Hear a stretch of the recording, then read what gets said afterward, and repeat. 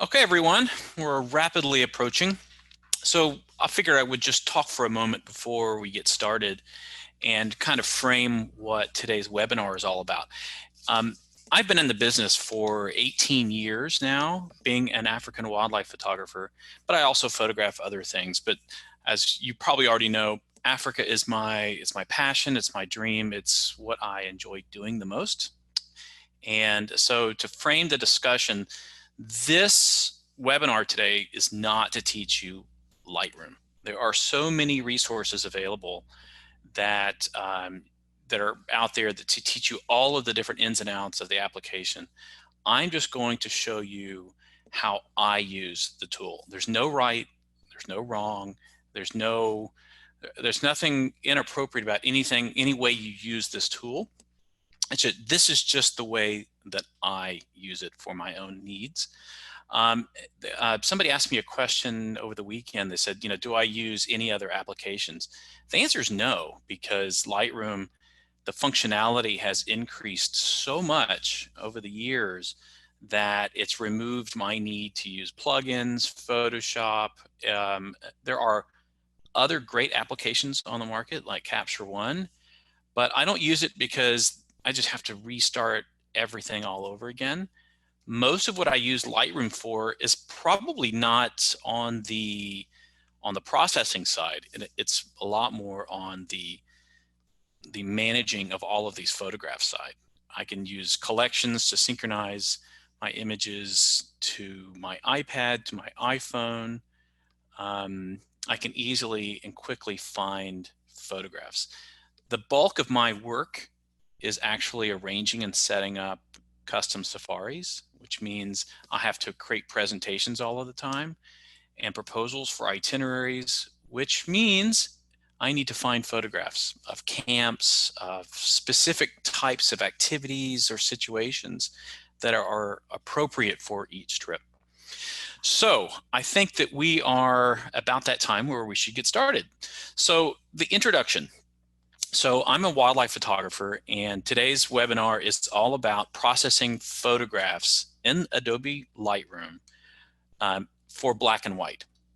All of my photographs have originated from color raw files and are processed in a way that, for me, maximizes an emotional response. And so today is not about color.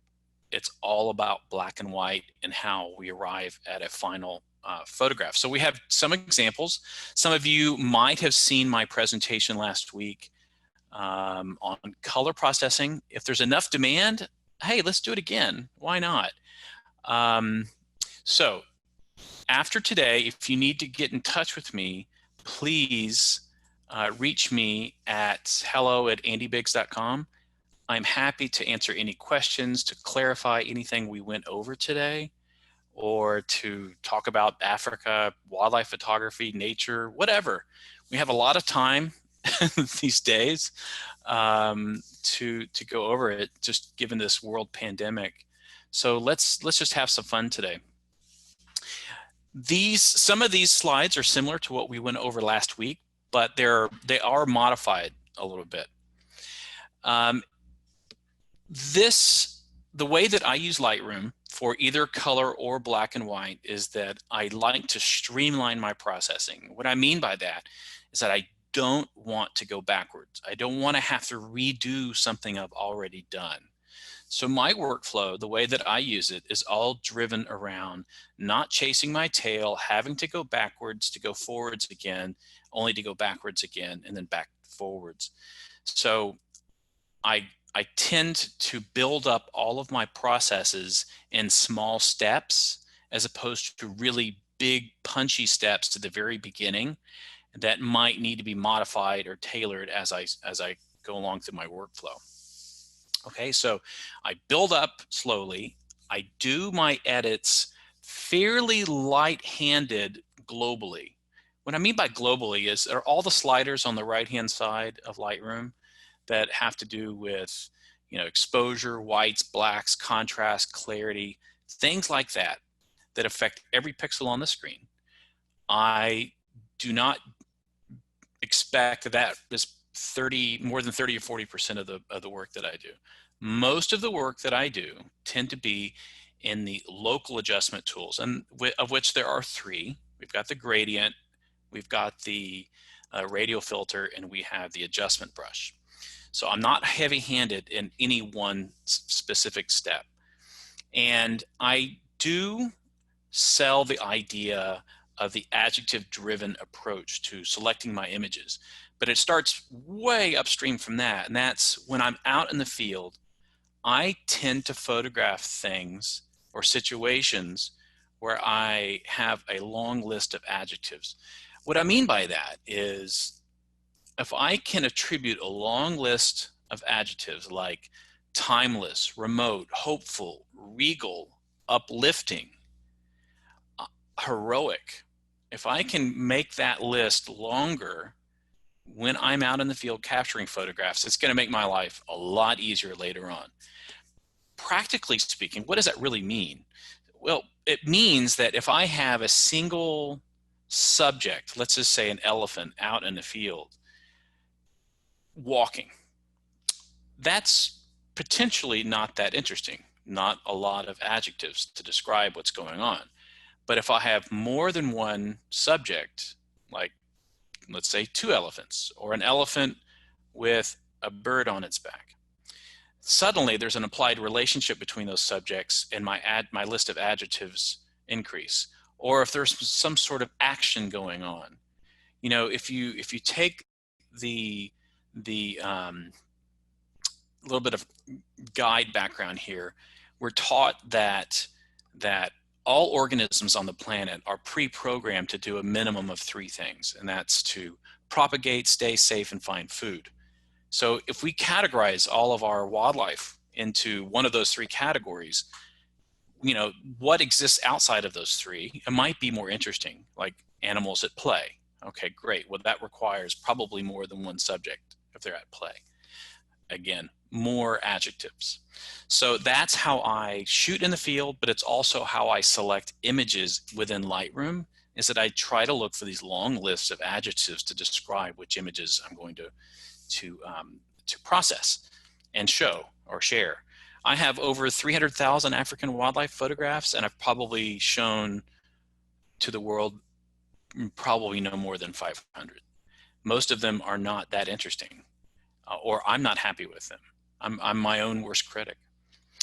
And when it comes to black and white photography, shapes drive successful black and white images. What does this mean? It means that if you can easily identify the shape of a subject from its environment, you're selling a concept is so much easier. It's more concise. Okay, there's a lot of science that says that there's a lot of upstream processing of images in your eye before it even gets to your brain. And one of those things is a recognition of shape, and have I seen it before? What is it? And that actually applies to us as photographers, because we're trying to assemble shapes like artists or painters assemble their work. You know, we have a subtractive process, and artists have an additive process. And artists, painters, they add things onto a canvas where they want them and how they want them. And there's an implied relationship between those objects. Well, as photographers, we have to go out into the field, and we have to change where our Land Rover is, or let's say our tripod if it's a landscape, and we change the focal length that we're shooting to try to alter the relationship between those objects that we have. Something like, let's say we have a giraffe in an open field, and there is a tree growing out of its back if you look through your viewfinder. Well, let's move the vehicle a little bit to alter the relationship between these objects, because sometimes having converging lines is a really, really challenging thing, because it drives people away from those simple shapes. And if we think about shapes, we talk about well, I was going to say getting into circles and squares and triangles and diagonal lines. That's really the best way to describe shapes. And then this last slide, and we're going to get into processing. that the toning of the photographs, meaning if we add color to them at the very end, can alter the mood or the adjectives you're trying to portray. If I tone a photograph that's warm, you're going to think about it differently than if I toned it cool. And so I'm going to show you some of these techniques later. It's something I'm very passionate about, both from a processing standpoint as well as how it's printed on the page. So let's jump in and let's share out my Lightroom and have some fun. And if you have any questions, please just ask them on the screen. And I know you can't see my responses until I write them, but I'm looking at the questions throughout the presentation to modify what I'm saying to answer your questions.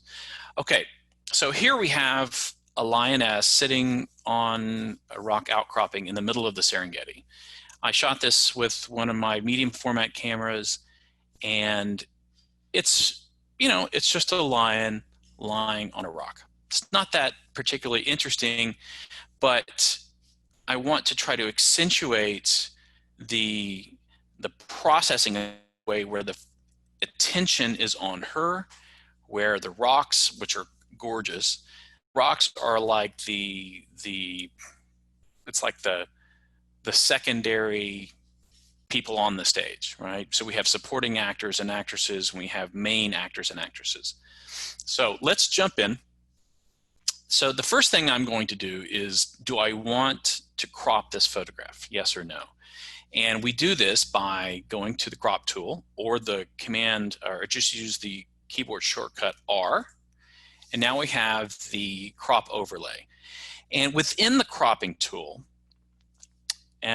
someone is saying they cannot see anything other than black screen. Is this true? Can someone please tell me?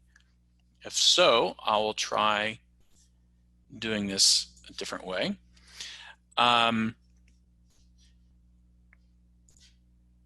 Okay, looks like it's all good. So the cropping tool has an overlay, and the overlay is, you can scroll through the different overlays by clicking the letter O, and you can cycle through these different overlays. Let me go through them. We have rule of thirds, we have different overlays, but the only one that I use is the architectural grid overlay. And this helps me line up where my horizon is, maybe using trees or other vertical features within a photograph. So I never go away from this grid, okay? I do recognize that there's some things in this photograph that are taking away from the overall composition. Do I want to keep them or not? The first is this bright area at the very top and this vegetation way down in the corner. So with the crop tool, I think I'm going to take out the bottom left-hand corner, and that's probably where I will leave it. I would like to work with this in our tool set to try to make that less bright as opposed to removing it completely. So if you're using the crop tool, you can always click outside of the image area and rotate the canvas left or right, and Lightroom will always maximize the number of pixels that are within that crop, okay? No matter whether you are constraining your crop or not with an aspect ratio on the right-hand side, I always freehand my crops, because I don't believe that some magical being came down on high and said, Andy, all of your photographs need to be 2:3 ratio or 4:3 ratio or 2:1. Okay, so this is completely freehand. I don't care what the aspect ratio is. If I'm putting together like a collection of photographs to print that will all go on a wall, let's say in some sort of environment where I'm doing a print show, I will print all of the images on the same length, let's say horizontal. If they're all horizontal images, I'll print them all the same width, but the height will be different for each image. And I'm okay with that, because every image is completely different and separate than the next, okay? So I'm going to right click within my grid and say reset crop, and I'm going to bring this up a little bit just to get rid of this vegetation in the corner, and then I will dock the tool. So now we've done a quick crop. The order of images of the global changes that I do in the develop module are very, very similar to what I do for color photographs, with a couple of very minor differences. Number one is in my color workflow, I do all of my luminance tools first, and I do my color tools last. This allows me to stay away from color problems and strange contrast problems. Well, in a black and white workflow, it matters not at all, because I do use some of these color sliders. For example, when I convert to black and white, I can alter the relationship between the tones using the color sliders. So that's kind of necessary. So that is a big difference right there. And then also in a black and white workflow, I will tone my photographs at the very end, which is a color tool, okay? All right, so the first thing, let's convert to black and white. And I do this by using the black and white feature at the top of the basic block within Lightroom's, I'd say, global adjustment tools. Okay, so now that I've converted it, the first thing I will do is I will come down to the black and white mix. I will not work on exposure. I will not work on other things. I want to alter the relationship between these different tones separately. So let's say I want to have her, the lioness, stand out from her environment. How do I do this? Well, I'm going to increase yellow, maybe green, orange, and I'll bring my blue and purples and magentas down. What you're going to want to do is you're going to want to have very gradual steps between each of these sliders versus something like this, where it goes crazy. This will only introduce crazy tonal adjustments with a lot of noise, and it's just not very workable. Okay, so you have to make an overall decision. Am I trying to brighten up my warmer hues, my bluer hues, my cool hues, or the opposite? And then make your changes very subtly. Yes, you can make these a little bit more dramatic, but nothing so crazy where they're almost on poles. You're asking for a lot of noise and challenges in your photographs if you do that. Okay, so here I've increased my orange and yellow, and I've made my other values go down because I was noticing that she got brighter as the other items did not. Remember that shadows contain cool color hues. And so if I darken my cool color hues, like blues and purples, I would darken these rocks because there's a color cast there. Okay, and this is just kind of my basic way of explaining these relationships, is I want my subject to stand out from its environment. Remember, we've been talking about separating shapes from other shapes, and that's really what drives successful photographs for black and white. So let's go up to the top of the processing. Now that we've converted to black and white, we've cropped, let's establish our white point. Well, look at this. On the left-hand side, you'll notice that the sky is quite bright. You know what? I'm okay with that being white. What I'm not okay with is this turning white, because that's completely clipped, and I do want to see a little bit of separation of those values. So I'm going to hold down my Option key. And the Option key, when I'm moving my white slider, anything that is non-black is being clipped. Not blown out, clipped. And this is the easiest way, scientifically speaking, of identifying your most overrated tonal areas within your frame. So I'm going to pull this back, and I'm looking at this area. I'm holding down the Option key, and on the PC, it's the Alt key. I'm going to pull them down, and look at this. I'm almost back to where I started from. So I'm going to leave it alone We're going to work on this more specifically later, not globally. Then I'm going to do the same thing for my blacks. I'm going to hold down the Option key, and I'm going to move the slider back and forth, and anything that is non-white is going to be clipped, i.e. thrown down into the shadows towards black. And I'm okay with that as long as those areas that I'm making so dark have nothing important in them, okay? I make the argument that a successful photograph, whether it's black and white or color, has actually a really deep black somewhere in the frame. And it doesn't matter where it is, as long as it's there. And so this one I'm probably going to put around here. This I want black, and there's a few other areas within the frame that are near black. So something around here.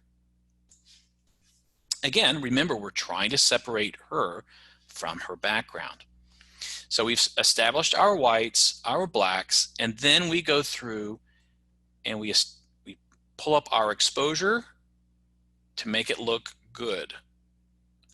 Often you will work with photographs where the whites and the blacks, when you adjust them, the photograph doesn't look good in any way.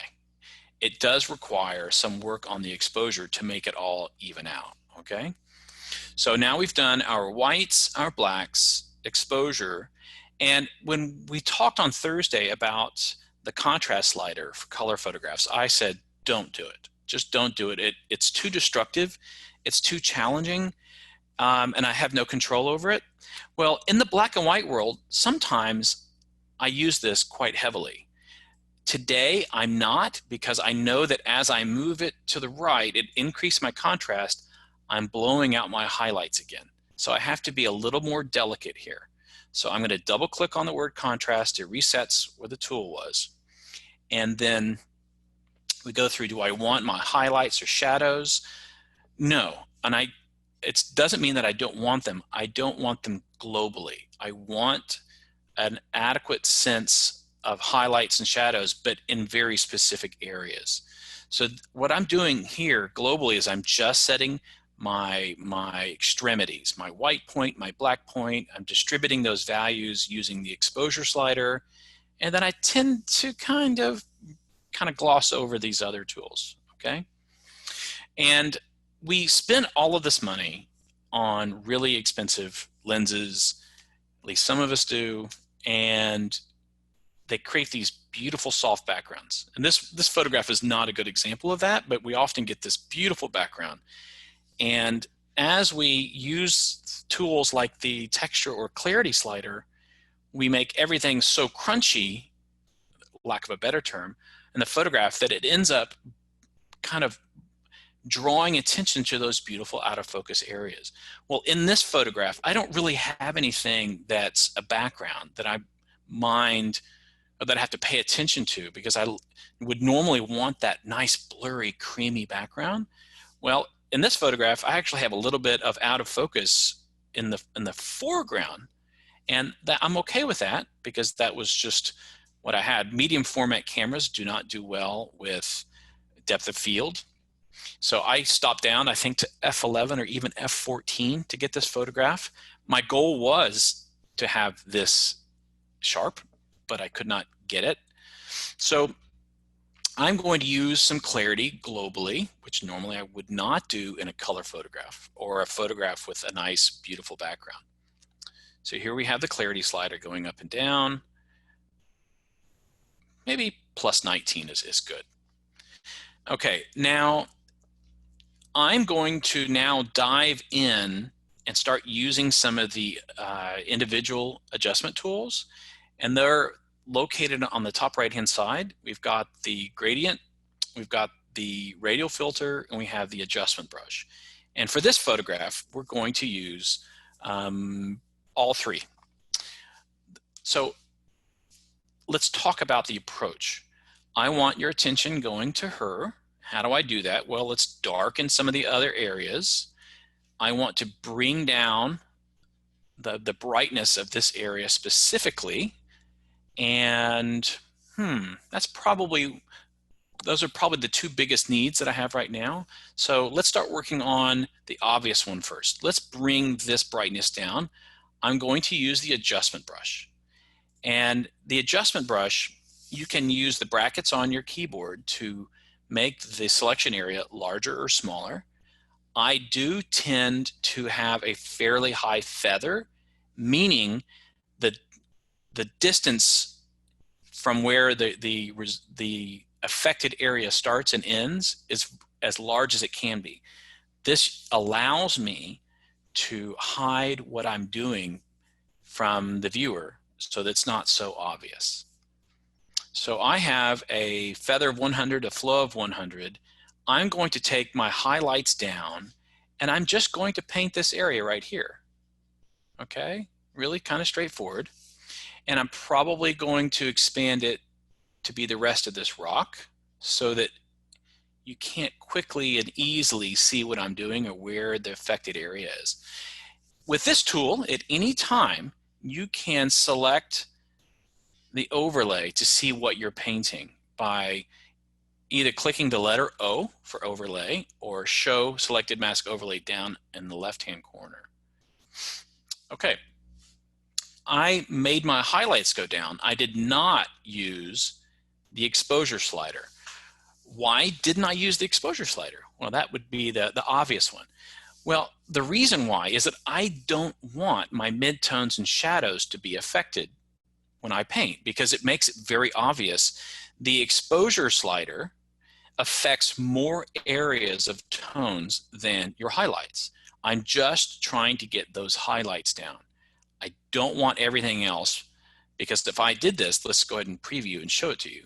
You can start seeing where those edges are. And it's too heavy-handed. Remember, we're trying to do this in very slow and subtle buildups, okay? This looks okay, minus 0.7. This is okay. And then I can take it down some more with highlights, but then it starts to take my attention away a little bit too much. So I'm going to make this go up a little more, bring the highlights down all the way minus 100. And I'm okay if I needed to create another one and I just hit this area again with another minus of a highlight. So I've done two controls, okay? And it's just a way of ensuring that I'm getting what I want. And this is where I'm going to leave it. I'm happy with it. So there's no reason for me to do any more. Okay, let's dock the tool. Now, what else do we want to do? Let's keep drawing our attention to our cat. Well, why don't we use the radial filter? And the radial filter is located on the right-hand side on the upper right. And I'm going to click and create my ellipse. And I'm going to move it and rotate it. And you can see what's about to be affected by selecting the mask overlay. I'm going to make this bigger, something like that size. My standard feather for all uses of the radial filter tends to be around 75. 70, 75, 80, 85, whatever it takes to make it nice and smooth.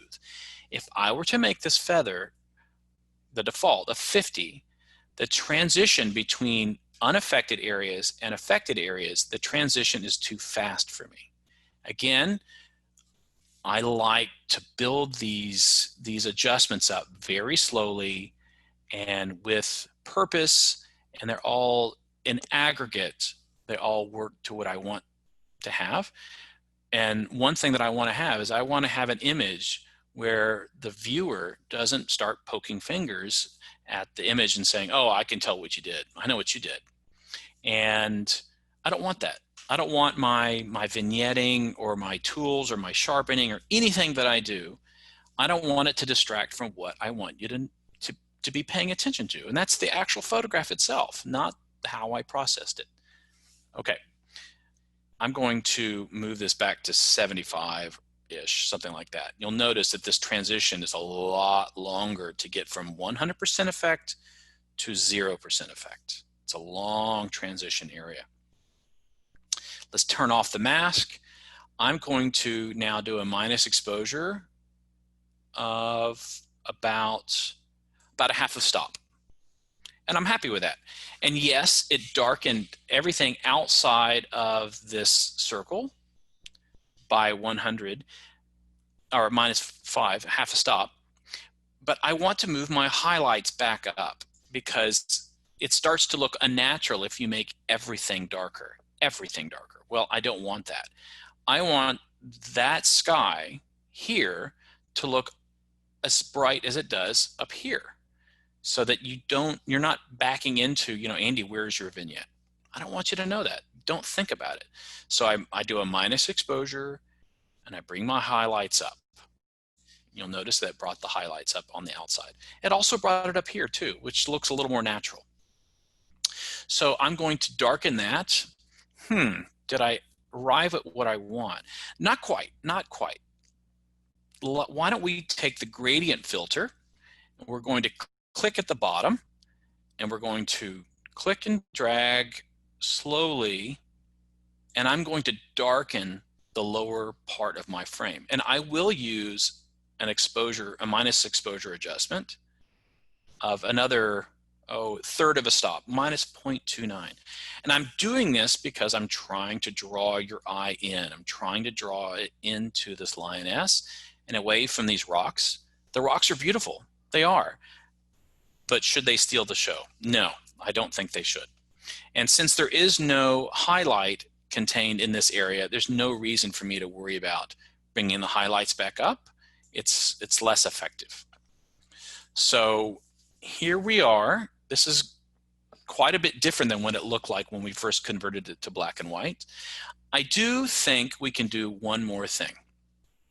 And we're going to get into toning, sharpening, and a couple other things in just a moment. And then we'll probably work on another 2, maybe 3 photographs today. And we'll do them a little bit faster each time. We'll probably last around 90 minutes total for the presentation. Okay, so I'm going to take my adjustment brush again, and this time I'm only going to affect this lioness.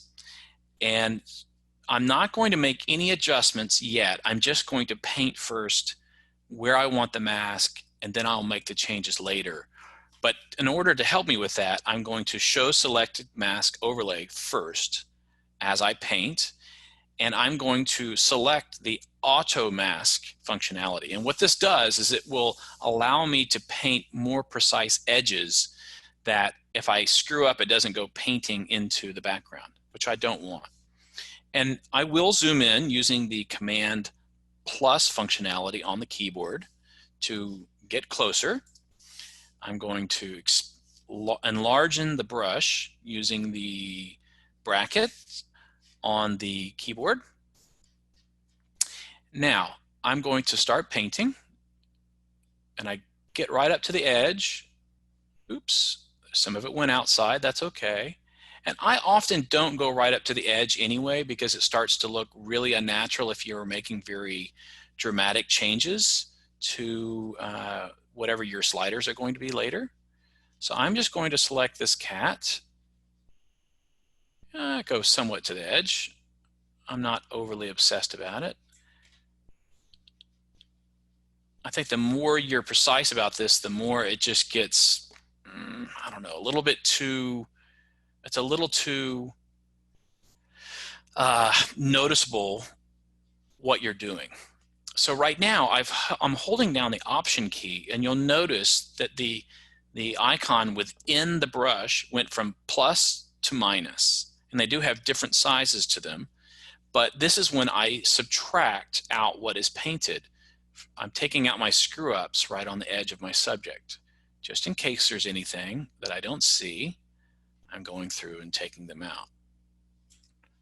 Okay, now I'm going to uncheck the visibility of that mask overlay, and I'm going to now do some work on this cat.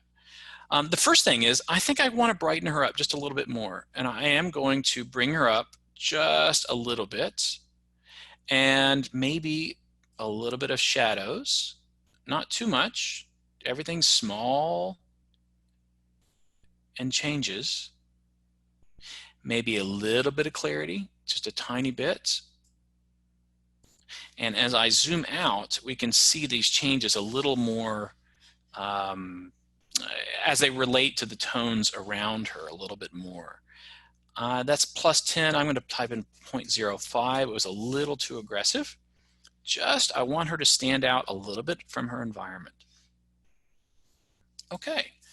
So this is kind of where I think I'm pretty happy with the photograph, but it's a straight black and white image. It's a monochrome. And in a second, we're going to sharpen, but we're also going to tone her, or tone the photograph. Like we talked about in our previous webinar, sharpening. Right now, the default is that every single pixel is being applied the same amount of sharpening. And so let's get away from that and hold down the Option key. And in the masking, I will move the mask slider over to the right. Anything that is white is being sharpened. So I want to pay attention to the edges of the cat, and I will let go. So this allows me to choose what's being sharpened, and I do not go overboard with sharpening. To me, overboard with sharpening is it's a bit of a no-no because people notice it again. It's that thing that they, you know, you'll make a print, people look at it and they stick their nose in the print and they're looking at it, you know, did they sharpen the right way? I don't think that anybody will accuse you of under sharpening, but you'll often hear people being accused of over sharpening. So there are 3 different opportunities for sharpening in Lightroom. This is the first opportunity right here, which we will let's just call it a capture or global sharpening tool. The second is by using one of these adjustment tools. Usually the adjustment brush, people will go through and sharpen some additional areas, let's say like eyes, and then output sharpening. When you output your photograph, either through exporting into a JPEG or TIFF, you're going to throw on Facebook or something, or if you're printing, there's additional sharpening opportunity in those areas. So this is they all build on each other, and so I don't go crazy with my sharpening here. But this is where I want to spend an adequate amount of time, and this has to do with split toning. And this is something I'm very passionate about, and it started off a long time ago. When I was shooting color film back in the late 90s and the early 2000s, I would pay attention to black and white, but I never really shot it until I started processing my own film. And the minute I started processing my own film, it opened up this world of control because I didn't have to go drop off my slides to my Chrome film to be converted into slides, and I could do everything myself. So I would develop my own negatives at home, and I started making my own prints in a local photographer's studio. And I was thrust into this world of different paper types. Well, you could buy a warm tone paper from Ilford at the time. And I thought, wow, that's kind of interesting. So I can print this in a warm way, and it would warm my highlights because the paper's warm, and my shadows would also be warm. But that was really neat. I was addicted to that kind of warm feeling for a while, but there was no control with it. And then when I started shooting wildlife in 2002 and moved to digital immediately, I was able to start doing black and white photographs digitally. The problem was there was no Lightroom tool and there was no ability to do split toning. So I went out on the internet and I was looking at other photographers' work that I loved their tones, and I just didn't know how they did it. And there used to be an application on the PC called Tone Hacker. A German or a Spanish photographer, I can't remember who it was, created it where you could take a JPEG, throw it into the app, and it would spit out a curve adjustment layer for Photoshop. And you could back into how they were toning their black and white images. And this was really enlightening for me. So what I'm going to show you today has to do with what I think is like an adequate amount of toning, still having control and still having the dynamic range. And that is split toning. Split toning is the difference between toning for highlights versus toning for shadows. I prefer to have a tone in my shadows to my midtones and slowly trail off to a neutral highlight. And the reason why I don't tone everything across like a sepia tone is because if you were to tone your photograph, and I'm looking at the histogram in the upper right hand corner, if I give a tone to a white, what happens? I have color in it, which means it technically got darker, less bright. So now my tonal range for the photograph is less, which means I lost my contrast. And that's not what I want. So I'm going to take my shadows somewhere between 35 and 50, just for the shadows, and a saturation of somewhere between 5 and 10. I'm going to put this up to 33 just so you can see that this is a fairly red chocolate color. And if I move the hue from 37 into the 40s, we start to lose the red and we pick up yellow. Okay, now you can see it at 86. This is now green. I want something, let's say, in the mid 40s. I'll type in 45. This is a warm tone. It's a brown that has yellow, a lot of yellow in it. Maybe let's just call this amber. But the saturation is way, way too high. And one thing you might notice is that we have highlights over here in the background that have no tone. These have no color because on the right, highlights, I have done 0 toning on highlights. But you'll notice on her, she has the tone, and in the brighter areas of her hair, it starts to approach a neutral color. And this may be really difficult to see in a webinar, but try this on your own photographs and play around, understand what's going on between these tones, and you'll arrive maybe at the same conclusion that I did, which was that I'm going to bring the saturation down somewhere between 5 and 10, let's say 10. So I'll have a hue of 45, a saturation of 10, nothing in the highlights, and then there's a slider that indicates the balance. And what this balance means is you're telling it where does it shift from this tone in the shadows to this tone in the highlights. Well, we don't have a tone in the highlights, so if I move this to the right, the image gets more neutral in most of the value areas, and it's only toned in the deep shadows. If I move this to the left, where I do a minus, more of the image area gets the tone of the shadow, and it still trails off to a highlight. In my experience, having this balanced right in the middle, it starts, if you have areas with a lot of bright whites, it might look awkward.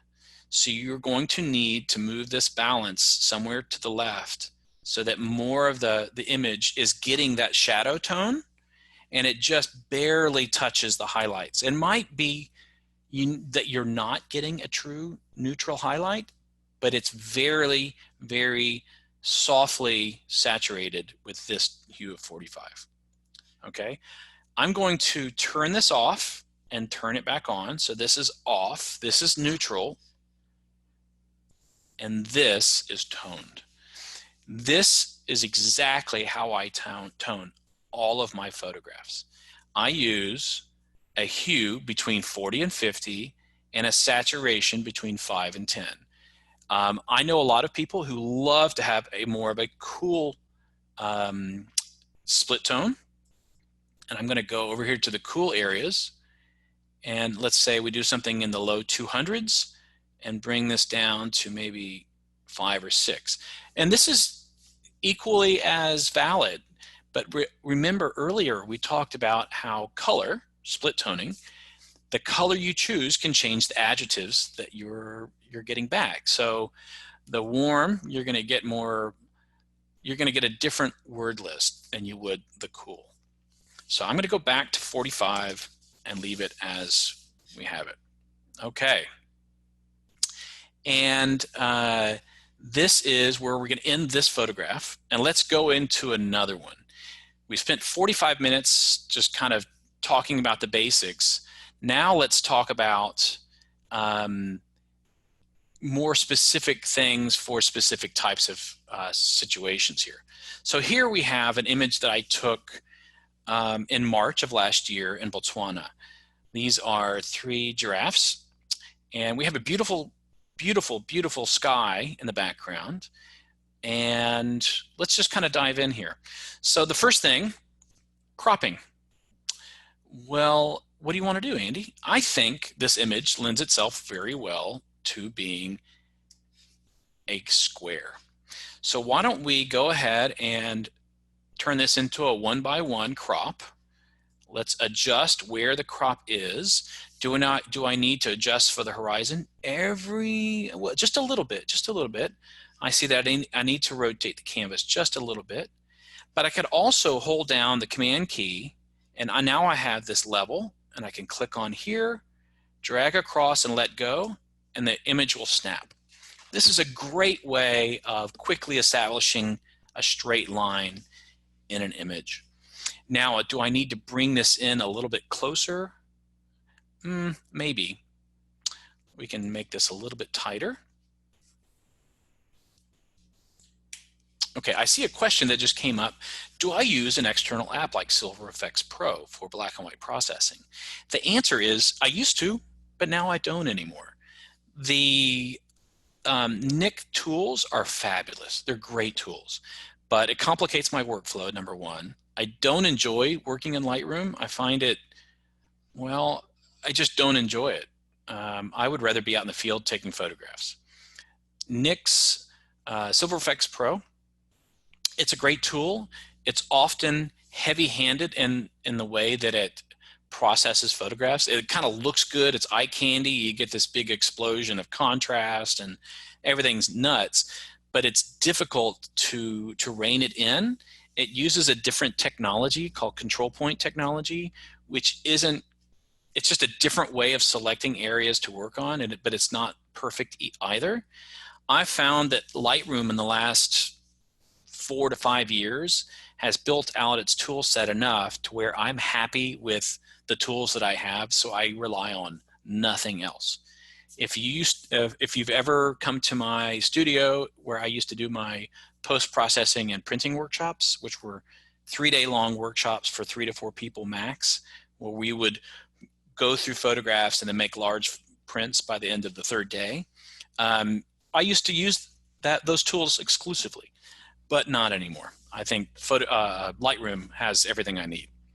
Okay, so we did a crop, and now let's convert to black and white. And I do not like the tonal relationships in this photograph. I don't like the brightness of the luminance of the grass. It's too dark. And if I were to just quickly bring up the exposure, well, then my sky gets blown out. It's just not, it's not what I want. So we're going to move down to the black and white mix. And I'm going to increase my yellows, increase my greens, my oranges, bring down my blues. And this didn't make that much of a change. Before, after, it wasn't very dramatic. So we're going to have to rely on these other sliders up at the top and the adjustment tools to do kind of the heavy hand here. Okay, so let's set the white point. Again, let's hold down the Option key. And I'm going to apologize that I've gone through some of these sliders really fast. And remember, this assumes that you already know Lightroom. You already know what the sliders do. You know all of this.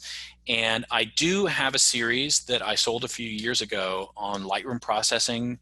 It was around, I think, 6 hours of content that I sold. There's been a lot of interest in learning how to use Lightroom over the years. It's been waning, but during the pandemic, I think a lot of people are coming back around to, you know, I'd say tightening up their chops and their knowledge. So I might start selling those again pretty soon, just to kind of get that out into the market and help people. Okay, we're going to hold down the Option key. bring up my whites. We have one area that's blowing out, and guess what? I'm okay with that. It's clipping in an area of a cloud that's probably perfectly white. That's okay, but I don't want more than that. I don't want a lot of it. Then I'm going to do the same for blacks. Anything that is non-white is being clipped. Well, I think that tail is perfectly okay turning to black. Okay, so now we've established our white point, our black point for the entire tonal range within the photograph. The exposure slider, I know that if I bring this up, my sky is just going to get completely lost here. This isn't going to work for me. So I'm going to leave it where it is, and we're going to rely on individual tools to do this. But the shadows, yeah, shadows works. This is actually very helpful for the entire photograph. So I'm going to bring up my shadows quite a bit, but at the same time, I'm going to bring my blacks back down just a little bit, because the shadow adjustment is as perfect as it is. It does affect my black point. Okay. Okay. Let's bring my black point down just again. All right, so now what do we do? So I want to see this beautiful sky. I also want a beautiful, vibrant grass with light raking across it, and then I want to see more shadow detail and contrast within my three subjects here. So why don't we go ahead and grab the radial filter, and I'm going to build a circle around, and the first thing I'm going to do is adjust the tones outside of the circle. So it's going to build me a little bit of a vignette. I'm going to do a minus exposure, minus 52. This is good. So this is giving me some nice vignetting in the foreground, a little bit of vignetting in the sky. It's darkening these tones, and it looks like it's darkening her just a little bit too much, so we're going to have to work on that. I'm going to bring my highlights back up outside of this area so that I still have and maintain a nice bright cloud. Let's build another radial filter, and we're going to invert it. And when I invert, this only affects the areas inside of the circle. So let's open up our shadows a little bit more. There we go. And there are a couple things that I'm not happy about. I can tell right now. I don't like how it got a little bit brighter underneath her belly, but I might have to live with this, because if I painted this out, then I have to paint everything out, and it starts to look really overworked. So as I brought up these shadows, the image lost contrast. So I'm going to make my blacks go back down again and just darken that, the dark tones. Okay, I'm actually liking this image quite a bit. So I'm going to dock the tool, and I'm going to go down. Notice how we didn't do any clarity on this image. The problem with the clarity and the texture sliders is that if you use them near areas where there is a big difference in tonality, like dark to light, you will start to get halos. And let me just show this to you globally. I'm not doing this on the image. I'm doing this strictly for educational purposes. Let's move the slider out to the right all the way. You will notice that there is a bright area right underneath where this transition area is, underneath her neck. And this is, it's very apparent. It's very apparent. And even when you use the clarity slider subtly, it still throws off this halo. And I don't like that halo. So what I choose to do, I like to think when I want the clarity slider, I will use the adjustment brush to paint it into a very specific area. Okay. I'm going to do a little bit more on this image. I'm going to do another gradient on the sky down to, let's say, the horizon. I'm going to darken it just a little bit more. But this giraffe, her neck is being included in this. So what I'm going to do is, now that I've built this, I love this guy. I'm very happy with this guy. I'm going to select the brush, and the brush allows me to modify the selection, i.e. the mask, of what is included and excluded in the image. I want to paint out her neck from this selection. So I will select the Show Selected Mask Overlay. Okay. I'll do a Command plus, I'll zoom in, and then I hold down my thumb on the keyboard, on the space bar, allows me to get the little handle, and I will paint out, but I need to make sure that the auto mask is selected so that I don't go outside of her neck. I'll make the paintbrush a little on the small side, and remember, I'm doing this with the minus, and I'm slowly doing this, and I'm building it up, and I'm not going all the way to the edges because it might be a little too risky. I'll make my paintbrush a little bit smaller. And if you're enjoying this, or if you think you're getting what you need out of today's presentation, please send me a quick note in our questions and answer session. If you're not getting what you want, please ask some specific questions about why I'm doing what I'm doing, and then I'll try to answer them. Okay, select O to go back out of that mask, Command minus, zoom back out. So now her neck is not included, and I can show this again. I painted it out, and I'm liking this image. This is exactly what I wanted when I took the photograph. This was in Botswana. It's an area called Ngaipan. And let's go down. We're going to repeat the sharpening approach. We're going to hold down the mask, the Option key, and slide the masking slider to the right. And I will drop it there. And then the last piece, my favorite, split toning. I'll do a 45 on the hue. Saturation, I will probably do something close to 10. As a rule of thumb, I will use more saturation in the shadows for images that have fewer shadows. So an image that tends to be brighter, I will use more saturation on the shadows, versus an image that's mostly dark, I will use less. So that might be like closer to 5. This image has a lot of bright skies to it, so I'm probably going to increase this up to 10, but I don't like the transition area that much. So I'm going to make the balance a little bit negative, which means I'm adding more of that warm tone in the shadows and applying it to the midtones and highlights. So I want just a little bit of that rich warmness while maintaining a bright white point. Okay, so that is my second image, and let's jump into another one. I'm having fun.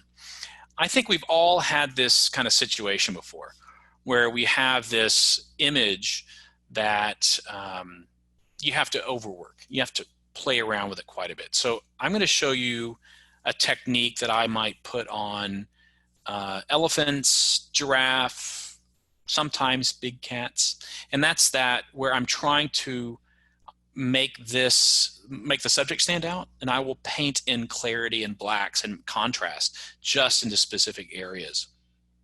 So how we do this is we will come through and we're going to do a crop first. I do not like these trees, so I'm just going to take them out. Of course, I could have done it a little bit lower and then done some cloning work to remove them, but I'm going to just select this. This was taken in Botswana about, 8 years ago. This was at Ngabeja camp, and true to my kind of approach of photographing adjectives, I love it when I have more than one species in the same scene.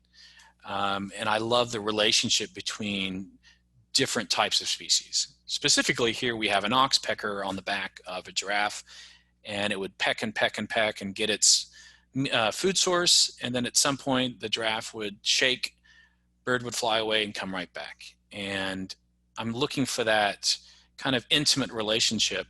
This looks a little more kind than it really is. In reality, oxpeckers, they keep wounds open so that it attracts more bugs for them to eat. So they're not as kind as we might want them to be. Okay, so I did a crop. I'm going to convert to black and white. Now this image looks fairly washed out. It's not what I want, but I love those clouds in the background. This was a late afternoon in November, and the clouds were forming. It was going to rain soon, and it just had this beautiful, beautiful background. So I intentionally underexposed the photograph so that I could maintain those beautiful clouds like cotton balls in the back, and then work the photograph in such a way where I brought up my shadows. So we're going to work that right now. We're going to establish our whites. We're again holding down the Option key. I'll have a little bit of bright areas, and I'm okay with this. This is clipping, but guess what? Clouds often have no detail in them, and that's perfectly fine. Blacks, let's set our black point. Something right there, just in the eye. This looks fairly, I don't like the relationship between the tones. So why don't we go back down to the black and white sliders. Let's bring up yellow, our orange, our greens. I don't want that sky to darken up too much. I like that nice soft area. So I like the tonal relationship between the clouds and the sky behind it. I'm not a big fan of where we are with the giraffe. So let's bring up the exposure a little bit more. I might have to bring my global highlights down a little bit. I don't want to pull these apart too much by making my adjustments a little too dramatic between them. So I'm doing everything in very small incremental steps. Okay, so what do I do next? What I'm going to do next is I want my giraffe to be a little bit brighter. I want it to be more contrasty, more punchy. I want the shadows brought up on the bird, but not too much to where it is too similar to the clouds. Don't want that. We're all about shapes. So I can do this work in two different ways. I could paint it everywhere, or I can do it using a radial filter. I'm going to do a radial filter, and the reason why is it's like a fast way of painting, and I'm going to show you what's selected. I'll have to invert it so it's only selecting the middle. Okay. I will have to paint out later, and it's easier to paint away than it would be to paint inside. So why don't we go through and start making our changes. So we're going to increase my white points, my black, no, shadows, yes. Clarity, let's bring clarity into this and get some punch in there, not too much to where my shadows are so blocked up. Open up my shadow. There we go. Let's use the contrast slider quite a bit. I'm liking that. This is good. I don't like the edges. I can see what's going on outside of my subject, but we're going to paint this out later. I'm just doing this for a quick preview to make sure that I can do what I want to do without having to go straight to the adjustment brush. Okay, I'm liking this. So let's go to the brush, show selected mask overlay, and I'm going to make my brush really large, and I'm going to start painting away outside of my subject. Okay, and I'm going to make my paintbrush or my adjustment brush a lot smaller when I get closer to the giraffe. But for now, I'm just doing a very global removal, really far away, making sure nothing else is selected. Let's make that paintbrush size a lot smaller. I'm just going to kind of feather in here and get really close. And I'm okay if I accidentally go on the inside of my subject because, well, you probably wouldn't notice anyway. Okay.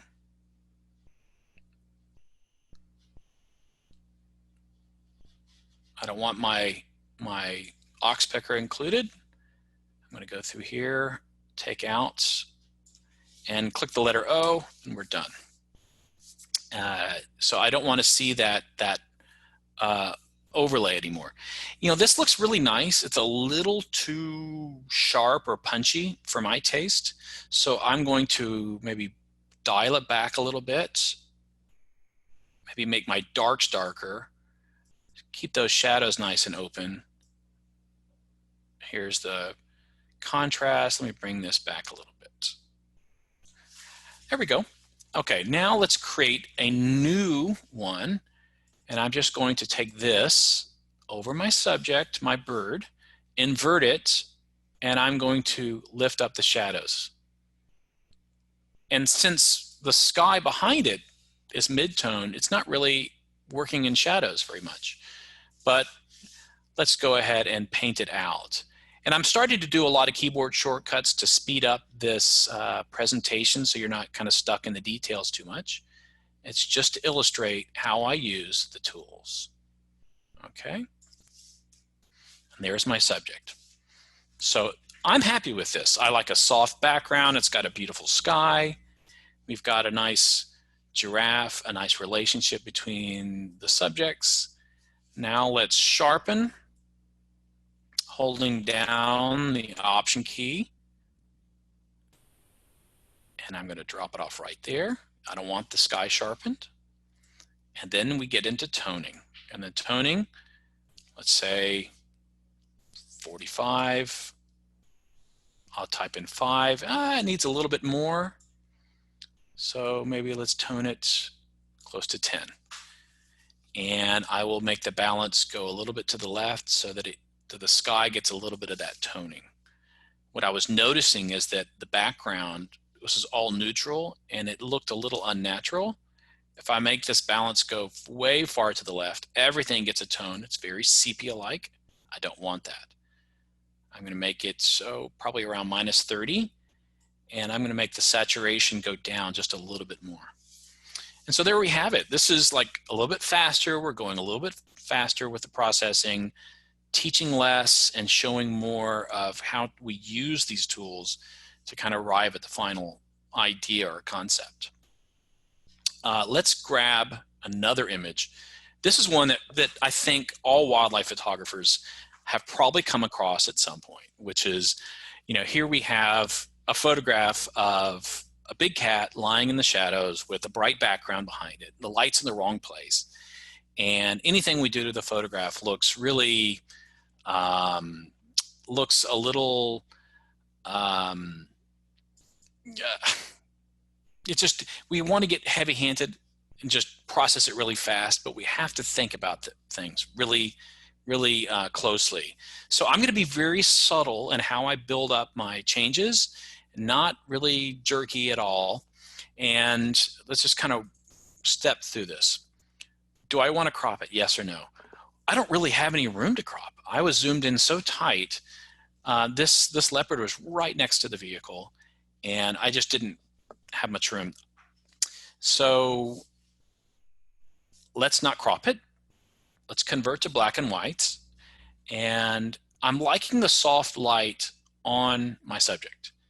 I'm not liking the light in the background, but the more I darken that, the more it looks artificial or it looks wrong, heavy-handed. So I would rather not bring the background down.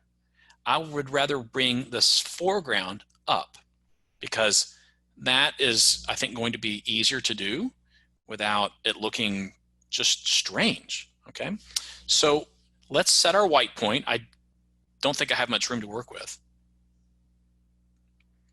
Oh, before we get into that, we want to go back to the black and white sliders and see if we can make any changes.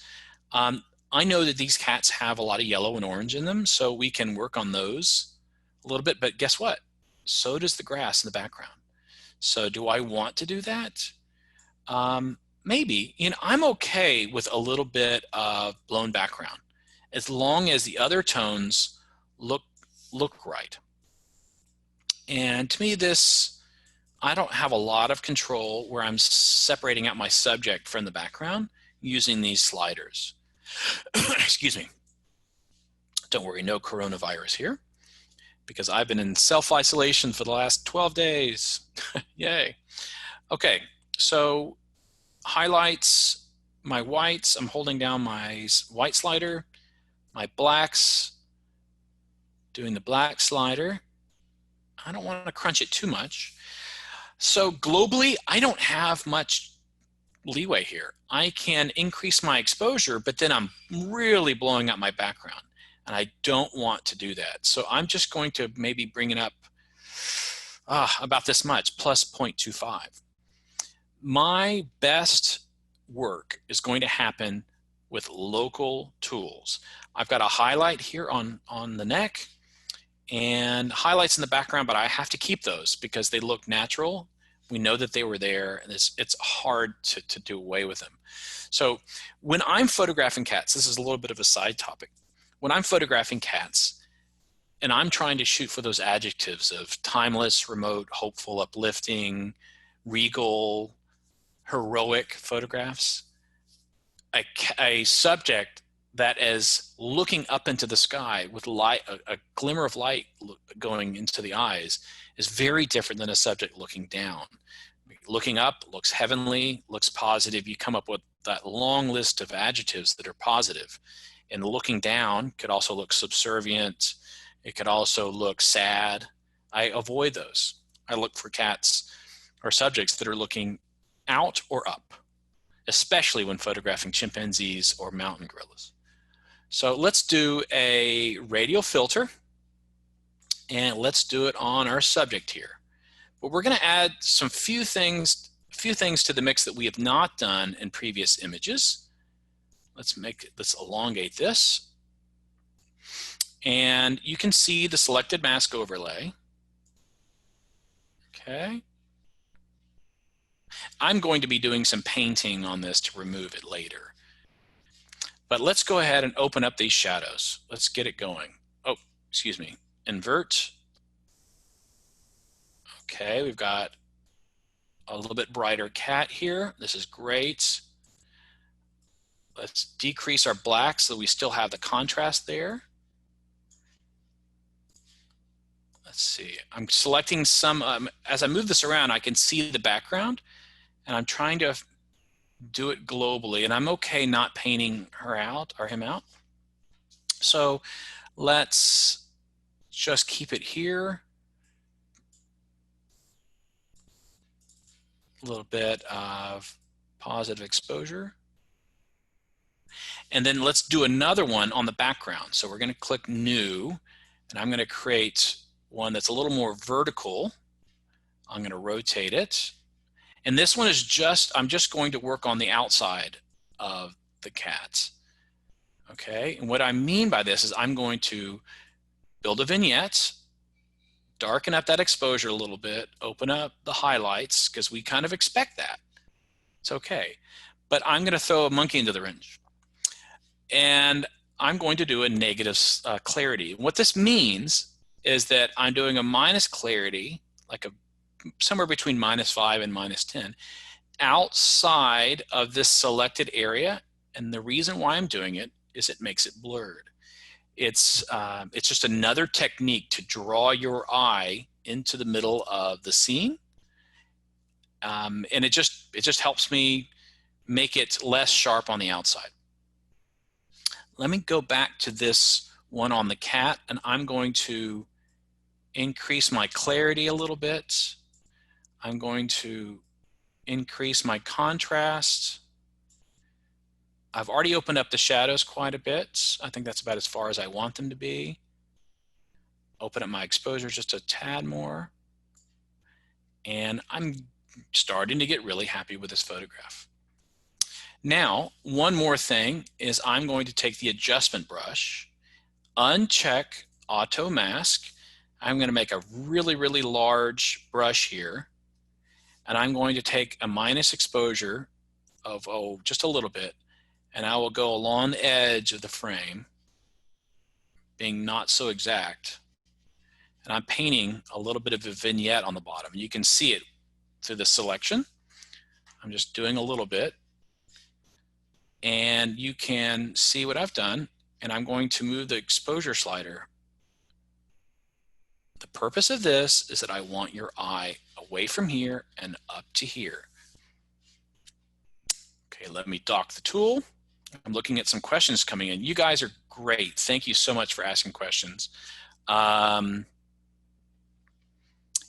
some people have asked, am I recording this? Yes. You will receive from Zoom a link to this recorded piece, and you can download it, by the way. You will receive a link one day later. So tomorrow, about the same time of the conclusion of this webinar, you should receive a link. If you don't, email me, hello@andybiggs.com, and I'll send you a link. Okay, let's go down to the sharpening.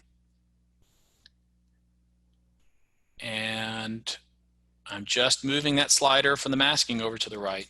Somebody also asked the question, do I always use the standard sharpening amount? Usually, yes, I do. Sometimes I increase it if I somehow didn't do a good job in the field of, holding my lens steady. I just don't have a sharp enough photograph. Sometimes I have to kind of goose it a little bit to get more out of it. But normally I do not, because I'm doing these tools at different steps that in aggregate, when I output them, I'm also doing sharpening. It gets me what I want. Again, I'm really sensitive to over sharpening, under sharpening. I don't care about it. It's okay. All right, and now let's tone it. Let's do a hue of something like, let's do 50 this time. Remember, my range is somewhere between 40 and 50, and my saturation is close to 5 to 10.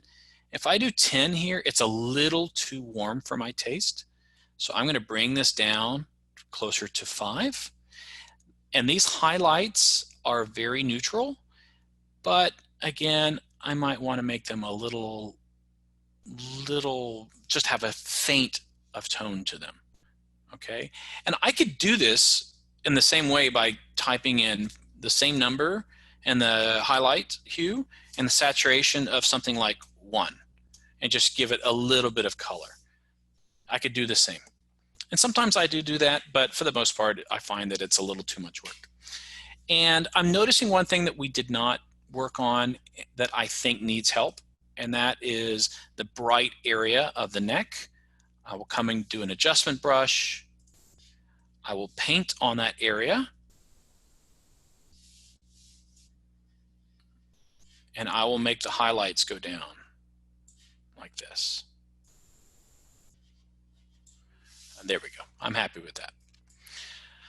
Okay, so we've processed some photographs today, and this is just my approach to how I use these tools. It doesn't mean they're right. It's just that how I do them. I'm fairly fast with my processing. I apologize. Please download this video tomorrow or later and watch it yourself again. It's just thinking outside the box. How can I use this tool to arrive at the goal of having impactful photographs, and that where my shapes are separated. I've got a long list of adjectives that are interesting, compelling. I don't go as far as actually writing adjectives into the keywords for my photographs, but if I did, I'm willing to bet you that the photographs that have the longer lists are the ones that are more often licensed, more often my prints are sold, that they're used for my marketing material, for my photo safaris and the custom safaris that I arrange for people. Just that the longer those adjectives, the list of adjectives, the more compelling the photograph. So if there's anything else I can do, please drop me a line, hello@andybiggs.com, and there's a good chance I'll do another one of these. We're all sitting at home right now trying to either do work, live life, learn something while we're stuck at home. And this might be this way for another few weeks or more. So let's do this again. I'd love some feedback. Thank you all so much for coming. And I will send you an email for registering and for the download link that will come out tomorrow. Okay? Thank you so much.